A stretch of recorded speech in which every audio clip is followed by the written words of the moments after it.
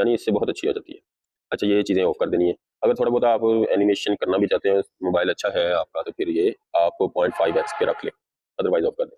अच्छा, बैक चलते हैं, हम बैक चलते हैं। अब हमने डिटेल इसलिए कर रहे हैं कि हमें कुछ प्रॉब्लम्स ये भी होती हैं कि ये ऑफ कर दिया, लेकिन फेसबुक का इशू फिर भी आ रहा है। फेसबुक वो आपकी फिर भी नहीं सही चल रही।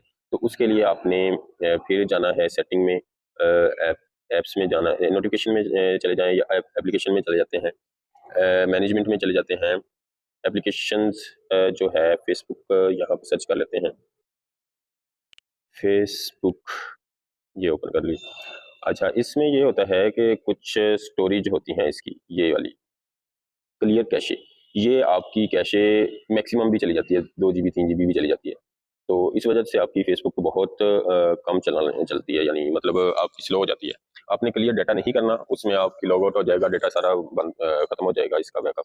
तो आपने क्लियर कैशे कर देना है, इसमें आपकी बेसिक यानी नोटिफिकेशंस वगैरह वही आपके क्लियर होंगे। अदरवाइज आपकी फेसबुक लॉगिन रहेगी, कोई इशू नहीं होगा।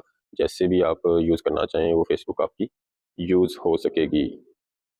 ये देखें, फेसबुक लॉगआउट नहीं हुई।